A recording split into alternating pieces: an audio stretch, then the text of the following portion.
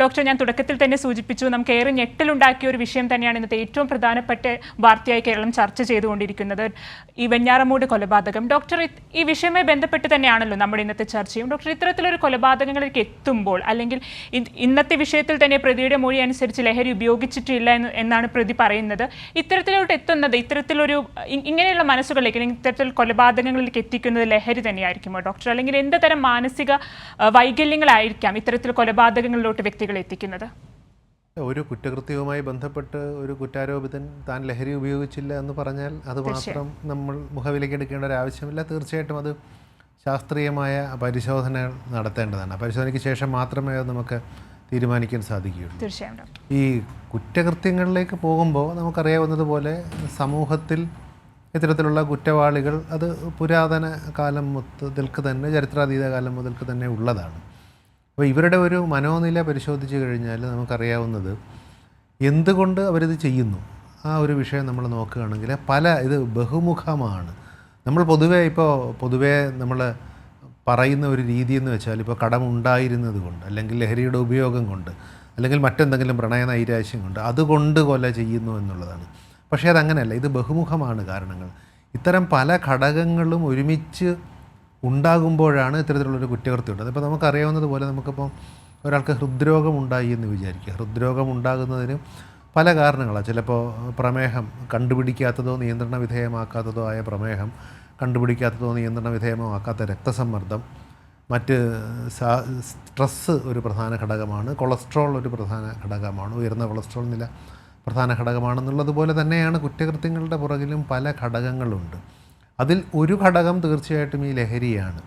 ലഹരി ഉപയോഗിച്ച് കഴിഞ്ഞാൽ നമുക്കറിയാവുന്നതുപോലെ ലഹരി നമ്മുടെ തലച്ചോറിനെയാണ് ആത്യന്തികമായി ബാധിക്കുന്നത്. തലച്ചോറിനെ ബാധിക്കുമ്പോൾ ഇത് എന്തുകൊണ്ടാണ് വരുന്നതെന്ന് ചോദിച്ചാൽ നമുക്കറിയാവുന്ന പോലെ നമ്മുടെ ചിന്തകളും പ്രവൃത്തിയും, നമ്മൾ അടുത്ത നിമിഷം എന്താണ് ചെയ്യേണ്ടത് എന്നുള്ളതിൻ്റെ ഒരു പ്ലാനിങ്ങും, നമ്മളൊരു കാര്യം ചെയ്താൽ അതിൻ്റെ അനന്തരഫലം എന്തായിരിക്കുമെന്നുള്ള ഒരു വിശകലനവും ഒക്കെ നമ്മുടെ തലച്ചോറിലാണ് ചെയ്യുന്നത്. അപ്പോൾ തലച്ചോറ് ഇത്തരത്തിൽ നമ്മുടെ ചുറ്റുപാടിനെ, സാഹചര്യത്തെ സസൂക്ഷ്മം വീക്ഷിക്കുകയും അതിൽ നിന്നും കിട്ടുന്ന നമ്മൾ ഇൻപുട്ടാണ്. നമ്മളിപ്പോൾ അതൊരു കമ്പ്യൂട്ടർ സംവിധാനവുമായി ഒന്ന് ആലോചിച്ച് കഴിഞ്ഞാൽ നമ്മൾ ഈ മൗസിലൂടെയും ക്യാമറയിലെയും ഒക്കെ കമ്പ്യൂട്ടറിലേക്ക് ഒരു ഇൻപുട്ട് കൊടുക്കുന്നു. അതിൻ്റെ സെൻട്രൽ പ്രോസസ്സിംഗ് യൂണിറ്റ് കൃത്യമായി അത് വിശകലനം ചെയ്ത് അതൊരു ഔട്ട്പുട്ട് ഡിസ്പ്ലേ സ്ക്രീനിലോ അല്ലെങ്കിൽ പ്രിൻറ്റിലോ വരുന്നു എന്നുള്ളതുപോലെ നമുക്ക് വിവിധ സാഹചര്യങ്ങളിൽ നിന്നും കിട്ടുന്ന ഇൻപുട്ടുകൾ, അത് നമ്മൾ കാഴ്ചയിലൂടെ, കേൾവിയിലൂടെ, സ്പർശത്തിലൂടെ, ഗന്ധത്തിലൂടെ, രുചിയിലൂടെ ഒക്കെ കിട്ടുന്ന ഇൻപുട്ടുകളെ നമ്മുടെ തലച്ചോർ ഏകോപിപ്പിച്ചുകൊണ്ട് സാഹചര്യത്തെക്കുറിച്ച്, സാമൂഹിക സാഹചര്യങ്ങളെക്കുറിച്ചൊരു വിശകലനം നാം നടത്തുന്നു. ആ വിശകലനത്തിൽ നിന്ന് നമ്മൾ അടുത്ത ബിഹേവിയറിലേക്ക്, അടുത്ത സ്വഭാവത്തിലേക്ക് പോകുന്നു. ഇപ്പോൾ വളരെ ചെറിയ ഉദാഹരണം പറഞ്ഞാൽ, നമ്മൾ വാഹനം ഓടിക്കുന്ന ഒരാളാണെങ്കിൽ നമ്മൾ വാഹനം ഓടിക്കുന്നു, പെട്ടെന്ന് നമ്മൾ റെഡ് സിഗ്നൽ നിർത്തുന്നു, നമ്മൾ വാഹനം ഓടിക്കുന്നു, പെട്ടെന്ന് ഒരാൾ ചാടുന്നു, നമ്മളത് കണ്ട് മനസ്സിലാക്കി അതിലൊരു ത്രട്ടുണ്ടെന്നും ഇതിടിച്ചാൽ എന്തൊക്കെയാണ് സംഭവിക്കുന്നതെന്നും നമ്മുടെ മനസ്സിൽ നമ്മുടെ തലച്ചോറ് ആലോചിക്കുന്നുണ്ട്. അത് നേരത്തെ തലച്ചോറ് വായിച്ചറിഞ്ഞതും നമ്മുടെ അനുഭവത്തിലൂടെ പോയതുമായ കാര്യങ്ങൾ വിശകലനം ചെയ്തിട്ടാണ്. അങ്ങനെയാണ് നമ്മൾ ആ ബ്രേക്ക് അപ്ലൈ ചെയ്യുക എന്നൊരു ആക്ഷനിലേക്ക് എത്തുന്നത്. അപ്പോൾ തലച്ചോറിന് നമ്മുടെ പുറത്തൊരു നിയന്ത്രണമുണ്ട്. ലഹരി ഉപയോഗിക്കുകയാണെങ്കിൽ നിർഭാഗ്യവശാൽ തലച്ചോറിന് നമ്മുടെ സ്വഭാവത്തിൻ്റെ നിയന്ത്രണത്തിൽ നഷ്ടപ്പെടുകയാണ് ചെയ്യുന്നത്. അതായത് നമ്മുടെ സ്വഭാവത്തെ തലച്ചോറ് നിയന്ത്രിക്കുന്നുണ്ട്. ആ നിയന്ത്രണം ലഹരി കൊണ്ട് നഷ്ടപ്പെടും. ഇപ്പോൾ ഉദാഹരണം എങ്ങനെയാണെന്ന് പറഞ്ഞാൽ, നമ്മളിപ്പോൾ ഒരു ലഹരി പദാർത്ഥം ഉപയോഗിക്കുന്നു. അപ്പോൾ നമ്മുടെ തലച്ചോറിൻ്റെ ഈ മുൻഭാഗം, നമ്മൾ പ്രീഫ്രോണ്ടൽ ദളമെന്ന് പറയും. പ്രീഫ്രോണ്ടൽ ദളമാണ് നമ്മുടെ കാര്യങ്ങൾ മുൻകൂട്ടി അറിഞ്ഞ് വിശകലനം ചെയ്ത് എന്ത് പ്രവൃത്തിയാണ് അടുത്തതായി ചെയ്യേണ്ടതെന്ന് തീരുമാനിക്കാനുള്ള കഴിവ്. അല്ലെങ്കിൽ നമ്മൾ ചെയ്യുന്ന ഒരു പ്രവൃത്തിയുടെ അനന്തരഫലം എന്തായിരിക്കും. അപ്പോൾ അതിനെ ഈ ലഹരി ഒന്ന് മന്ദീഭവിപ്പിക്കും, അതിനെ ചെറുതായി ഒന്ന് കുറയ്ക്കും. അപ്പോൾ നമുക്ക് നമ്മുടെ റിസ്ക് അസസ്മെൻ്റ് എന്ന് നമ്മൾ പറയും. നമുക്ക് ഈ ചുറ്റുപാടിൽ നിന്നും നമ്മൾ ഈ ഒരു കാര്യം ചെയ്താൽ എന്താണ് ഇനി സംഭവിക്കുന്നത് എന്നുള്ളതിനെക്കുറിച്ചുള്ള ഒരു അനന്തരഫലത്തെക്കുറിച്ചുള്ളൊരു ഭയമാണല്ലോ നമ്മളെ പലതിൽ നിന്ന് മാറ്റി, അതങ്ങ് കുറയുകയാണ് ചെയ്തത്. അപ്പോൾ സ്വാഭാവികമായിട്ടും നമ്മൾ നിയന്ത്രണമില്ലാതെ പ്രവൃത്തികളിലേക്ക് എടുത്തു ചാടും. ലഹരി ഉപയോഗിക്കുമ്പോൾ അതാണ് സംഭവിക്കുന്നത്.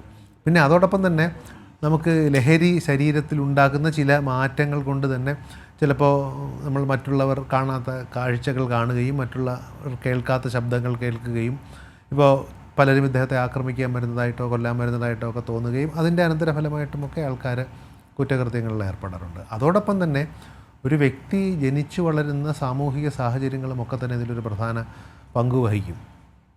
ഇപ്പോൾ തന്നെ ഈ പ്രസ്തുത കേസ് നമ്മൾ വിലയിരുത്തുമ്പോൾ അദ്ദേഹത്തിന് ഇത്രയും കടമുണ്ടായിരുന്നെന്നും ഒക്കെ പറയുമ്പോഴും ഇത്തരത്തിൽ കടവുമൊക്കെ ഉള്ള ഒരാൾ സ്വാഭാവികമായിട്ടും ചെയ്യുന്നത് ഇതാണോ എന്നുള്ളൊരു ചോദ്യം നമുക്കെല്ലാവർക്കും തോന്നാം. അപ്പോൾ അത്തരത്തിലുള്ള വികലമായ ഒരു ചിന്താഗതി ഇദ്ദേഹത്തിൽ ഉണ്ടാവാൻ എന്തൊക്കെയായിരുന്നു കാരണമെന്ന് അന്വേഷിക്കേണ്ടി വരും. അതോടൊപ്പം തന്നെ ഈ കൊലപാതകങ്ങളുടെ പിറകിലെ ഒരു ക്രൂരത നമ്മൾ പരിശോധിച്ചാൽ നമുക്ക് മനസ്സിലാവുന്നത് നമുക്കൊട്ടും തന്നെ നമുക്ക് മനുഷ്യ മനസാക്ഷിയെ ഞെട്ടിക്കുന്ന രീതിയിലുള്ള ദൃശ്യങ്ങളാണ് നമ്മളിപ്പോൾ ചാനലുകളിലൊക്കെ തന്നെ അതിൻ്റെ ഈ മറച്ച ദൃശ്യങ്ങളായതുകൊണ്ടാണ് അത് തീർച്ചയായിട്ടും അങ്ങനെ തന്നെ കാണിക്കുകയുണ്ട്. ഒരു ഭീകരാവസ്ഥ പ്രേക്ഷകർക്ക് മനസ്സിലാവാത്തത്. പക്ഷേ ഇന്നലെ ഈ ദൃശ്യങ്ങൾ കണ്ട് വളരെ അസ്വസ്ഥനായ എൻ്റെ ഒരു സുഹൃത്ത് തന്നെ എന്നെ വിളിച്ചു. അദ്ദേഹത്തിൻ്റെ പ്രൊഫഷണൽ ജോലിയുടെ ഭാഗമായിട്ട് അവിടെ പോവുകയും ഈ ചിത്രങ്ങൾ കണ്ടു കഴിഞ്ഞപ്പോൾ അദ്ദേഹത്തിന് വളരെ ഒരു ബുദ്ധിമുട്ട്, ഉറക്കം വരുന്നില്ല എന്നാണ് അദ്ദേഹം ഇന്ന് രാവിലെ പറഞ്ഞത്. അപ്പോൾ അത്തരത്തിലുള്ള കുഴപ്പങ്ങൾ വരെ ആൾക്കാർക്കുണ്ടാകുമെങ്കിൽ ഇത്തരം അതിക്രൂരമായ രീതിയിൽ ഒരാളെ ഇല്ലാതാക്കാൻ എന്തുകൊണ്ട്, അതും അദ്ദേഹത്തിൻ്റെ പെൺസുഹൃത്ത് ആണെന്നാണ് പറയുന്നത്. ആ പെൺസുഹൃത്തിനെയൊക്കെ ഇത്തരത്തിൽ മുഖമൊക്കെ വളരെ വികൃതമായ രീതിയിൽ ഉപദ്രവിക്കാനുള്ള ഒരു ചോദന ഉണ്ടാകണമെങ്കിൽ അതിന് നമ്മൾ ഈ അടുത്ത കാലത്ത് ഉണ്ടാകുന്ന ചില കാര്യങ്ങളെ പറ്റി പരാമർശിക്കാതെ വയ്യ. നമ്മുടെ നാട്ടിലുമൊക്കെ ഈ അടുത്ത കാലത്ത് ഇറങ്ങുന്ന പല ദൃശ്യമാധ്യമങ്ങളിലൂടെയൊക്കെ വരുന്ന പല സിനിമകളിലുമൊക്കെ തന്നെ വളരെ അതിക്രൂരമായ കൊലപാതക രംഗങ്ങളാണ് കാണുന്നത്. അത് നമ്മളൊന്ന് ശ്രദ്ധിച്ചാൽ മനസ്സിലാവും.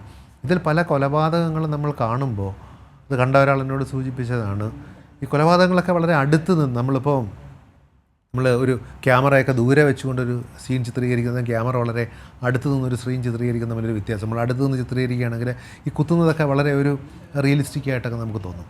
അപ്പോൾ അത്തരത്തിലുള്ള ദൃശ്യങ്ങളൊക്കെയായി ഇത്തരം സിനിമകളിൽ കാണിക്കുന്നത്.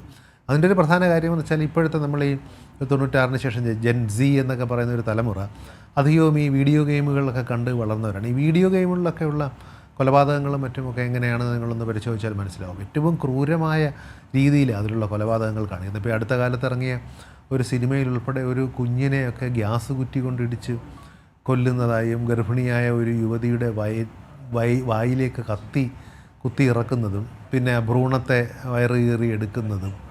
അപ്പോൾ അതുമൊക്കെ കഴിഞ്ഞിട്ട് അതിൻ്റെ ഒരു എഡിറ്ററൊക്കെ ഒരു ചാനലിൽ വന്നിരുന്ന് വളരെ അദ്ദേഹത്തിൻ്റെ മുഖത്തൊരു ചിരിയൊക്കെ എനിക്കിപ്പോൾ കാണാൻ സാധിച്ചത്. ആ ചിരിയോടുകൂടി അദ്ദേഹം പറയുകയാണ്, ഇതിനേക്കാൾ വലിയ വയലൻസൊക്കെ ഉണ്ടായിരുന്നു, അതൊക്കെ ഞങ്ങളങ്ങ് എഡിറ്റ് ചെയ്ത് മാറ്റിയതാണ്. അപ്പോൾ ഇത്തരത്തിലുള്ള സംവിധാനങ്ങൾ എന്ത് സന്ദേശമാണ് സമൂഹത്തിനും ഈ യുവതലമുറയ്ക്കും കൊടുക്കുന്നത് എന്നുള്ളത് അവരൊന്ന് ചിന്തിക്കേണ്ട കാലം അതിക്രമിച്ചിരിക്കുകയാണ്. നമുക്കറിയാവുന്നതുപോലെ എല്ലാ സിനിമകളിലും നമ്മൾ ഇപ്പോഴും മദ്യപാനം ആരോഗ്യത്തിന് ഹാനികരമെന്ന് എഴുതി കാണിക്കാറുണ്ട്, സീറ്റ് ബെൽറ്റ് ധരിക്കേണ്ടത് സേഫ്റ്റിക്ക് വേണ്ടിയാണെന്ന് എഴുതി കാണിക്കാറുണ്ട്. പക്ഷേ ഇതിൽ ഒരു കാര്യം മനസ്സിലാക്കേണ്ടത്, ഈ ഒരു വാണിംഗ് കാണിക്കണമെന്നേ നമ്മൾ പറയുന്നുള്ളൂ.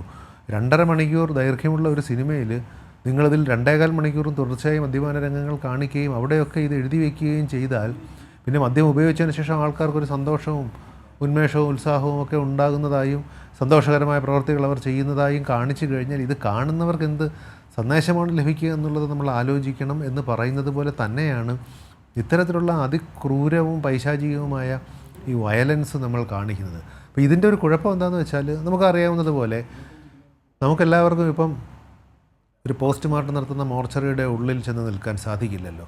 അല്ലെങ്കിൽ ഇത്തരം ഒരു ആ ക്രൈം സീൻ ഒന്ന് ആലോചിച്ച് നോക്കും, അവിടെ പോയി നിൽക്കാൻ നമുക്ക് സാധിക്കില്ല. പക്ഷേ ട്രെയിൻഡായിട്ടുള്ള ഒരാൾക്കത് സാധിക്കും. അപ്പോൾ ഞങ്ങളിപ്പോൾ 1-ാം വർഷം മെഡിക്കൽ വിദ്യാർത്ഥികളൊക്കെ ആയിരുന്നപ്പം അനാട്ടമി ഡിസെക്ഷൻ ഹാളിലൊക്കെ ഡിസെക്ഷൻ കാണുമ്പോൾ തന്നെ പകച്ചു നിന്നവരെയും പരിഭ്രമിച്ചു പോയവരെയൊക്കെ നമുക്കറിയാം. അവരൊക്കെ കാലാന്തരത്തിൽ ചിലപ്പോൾ സർജന്മാരുമൊക്കെ ആകുകയും ചെയ്യും.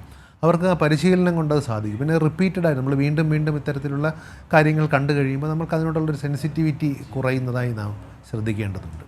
അതുപോലെ തന്നെ ഇതിന് സംഭവിക്കുന്നത്, നമ്മൾ തുടർച്ചയായി ഇത്തരം വയലൻ്റായിട്ടുള്ള രംഗങ്ങളും മറ്റും കണ്ടു കഴിയുമ്പോൾ, ഇപ്പോൾ സിനിമയിലൊക്കെ ആണെങ്കിലും കണ്ടു കഴിയുമ്പോൾ ഇതിനോടുള്ള നമ്മുടെ ഒരു സംവേദനക്ഷമത അങ്ങ് വളരെ കുറയും.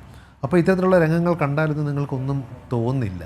അപ്പോൾ അങ്ങനെയുള്ള ഒരാൾ സ്വാഭാവികമായിട്ടും ഇത്തരം കുറ്റകൃത്യങ്ങൾ അതിക്രൂരമായ രീതിയിൽ ആൾക്കാരെ ഉപദ്രവിക്കാനും മുറിവേൽപ്പിക്കാനും പരിക്കേൽപ്പിക്കാനും ഒക്കെയുള്ള സാധ്യത കൂടുതലാണ്.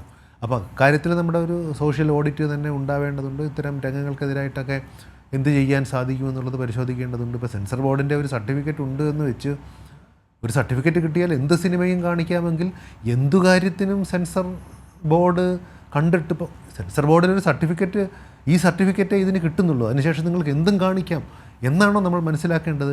അത് ഇന്ന രംഗങ്ങൾ കാണിച്ചുകൂടാ എന്നുള്ളതിന് വളരെ കൃത്യമായ ഒരു ഗൈഡ് ലൈൻ ഉണ്ടാവുകയും ഇനി ഗൈഡ് ലൈനിൻ്റെ അപ്പുറത്തേക്ക് ഈ സെൻസർ ബോർഡിലൊക്കെ ഉള്ളവരെ അല്പം വിവേചന ബുദ്ധി പ്രയോഗിക്കേണ്ടതുണ്ട്. നമ്മളത് പറയുമ്പോൾ സ്വാഭാവികമായിട്ടും മറ്റൊരു ന്യായം പറയും, ഇത് കാണുന്ന മറ്റേ പല രാജ്യങ്ങളിലെ സിനിമകളും മറ്റുമൊക്കെ ഇത്രയും വയലൻ്റ് ആണല്ലോ എന്നുള്ളതാണ്. അതെ, അത് കാണുന്ന കുട്ടികളുടെ എണ്ണം എത്രയാണെന്ന് നമുക്കറിയാമല്ലോ. ഇനി കുട്ടികളുടെ കയ്യിൽ മൊബൈൽ ഫോണുണ്ട്, അവരത് കാണുന്നുണ്ടെന്നൊക്കെ പറഞ്ഞാൽ അതൊക്കെ എങ്ങനെ ആവട്ടെ. പക്ഷേ നമ്മുടെ ഒരു പൊതുസമൂഹത്തിൽ ഇങ്ങനെ കാണിക്കുന്ന ഒരു സിനിമയിൽ ഇത്രത്തോളം വയലൻ്റായിട്ടും ബാക്കിയുള്ള രംഗങ്ങളുള്ള ചിത്രീകരണങ്ങളൊക്കെ വേണമെന്നുള്ളത് നമ്മൾ തീർച്ചയായിട്ടും ഒരു സമൂഹം എന്ന രീതിയിൽ ആലോചിക്കേണ്ടതാണ്.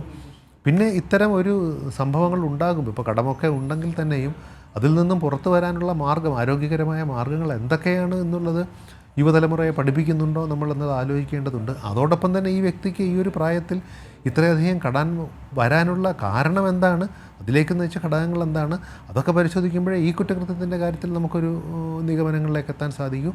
പക്ഷേ പൊതുവായ എല്ലാ കുറ്റകൃത്യങ്ങളിലും ഇത്തരം പഠനങ്ങൾ വളരെ ആവശ്യമാണ്. ഏതൊരു കുറ്റകൃത്യത്തിലും ഇത്തരം പഠനങ്ങൾ നടത്തേണ്ടത് അത് വീണ്ടുമുള്ള കുറ്റകൃത്യങ്ങൾ ആവർത്തിക്കപ്പെടാനുള്ള സാധ്യത കുറയ്ക്കാനും കൂടിയാണ്.